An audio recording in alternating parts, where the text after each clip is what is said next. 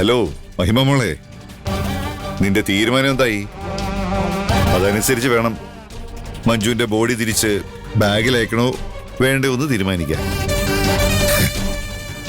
എന്തെങ്കിലും ഒന്ന് പറ മോളെ.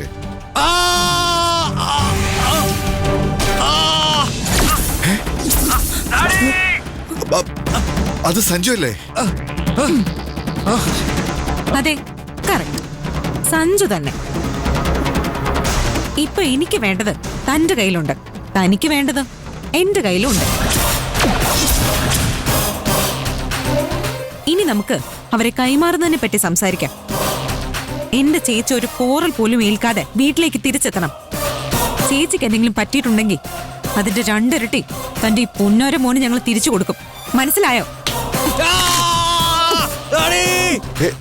വേണ്ട മോളെ, നീ എടുത്തിയടി ഒന്നും ചെയ്യരുത്. നമുക്ക് സംസാരിക്കാം. അങ്ങനെ വഴിക്ക് വന്നാലേ എല്ലാവർക്കും കൊള്ളാം. സഞ്ജു എങ്ങനെ നിന്റെ കയ്യിൽ പെട്ടത്?